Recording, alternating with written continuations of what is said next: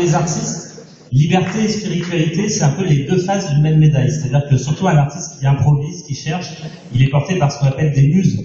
Alors il y en a, ça va être plus des muses spirituelles, comme ça va être la religion, ou le bouddhisme, ou je ne sais quoi. D'autres, ça va être vraiment l'amour, ou la méditation. Mais souvent, voilà, quand on improvise, on va chercher au-delà ou en deçà de soi quelque chose. Et en quoi, pour vous, la liberté rejoint la spiritualité? Qu'à cela me plaise. Moi, quand je discutais avec toi un peu avant cette pseudo-improvisation, on va pas redire la même chose. Je t'ai confié on va le redire autrement.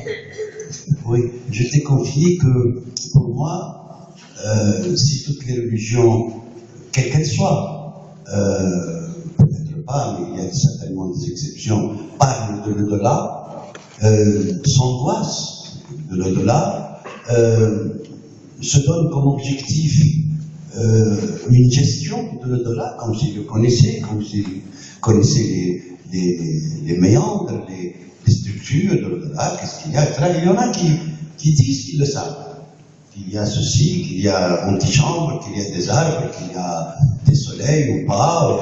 Mais moi, je t'ai confié que pour moi, l'au-delà, ça se gère en deçà, en soi-même. Si la question de l'au-delà se prolonge au-delà de la mort, c'est le dogmatisme. C'est-à-dire qu'on oublie la vie et qu'on prépare la mort. C'est un peu ce qui se passe chez nos peuples aujourd'hui. Ceux qu'on appelle les peuples islamiques, qui sont très divers. Un Indonésien a des particularités et des paysages, et des territoires et des mythes qui n'ont rien à voir avec le Sénégalais, qui n'ont rien à voir avec le Libyen, qui n'ont rien à voir avec l'homme de Mozambique. Et pourtant, ils sont tous musulmans. Et ils se disent tous musulmans. Ils font les mêmes gestes. Tant qu'ils font les gestes, comme les musulmans de la génération avant moi, tant qu'ils font ça, c'est très bon. C'est des gens qui sont dans la régularité. On remarque qu'ils sont dans la vie, qu'ils vont au marché central acheter des bonnes choses, des bonnes dorades, etc. Et puis, dès que le moment vient pour qu'ils fassent leur prière, dès que le ramadan vient pour qu'ils fassent le mois du jeûne, ils obéissent. Et ils obéissent de bon cœur.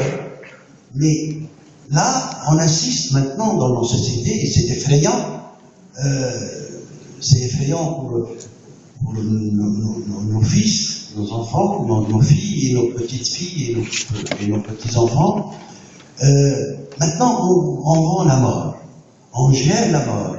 On nous demande de préparer nos linceuls quand on tisse, de préparer nos tombeaux quand on construit, de nous laver complètement comme on lave un mort. Et c'est ce que j'encourage tout ce petit monde qui est fait de jeunes à s'en défaire complètement, à résister. À résister comme on résiste à un conquérant, comme on résiste à la spiritualité, la beauté de la spiritualité, parce qu'on n'est pas que corps, c'est de gérer la vie. Et de la gérer en pensant qu'elle est éternelle, qu'elle ne finit pas. Et quand elle finit, la question ne se pose plus. On n'est plus là pour y penser. Voilà. Prend beaucoup de place au lycée.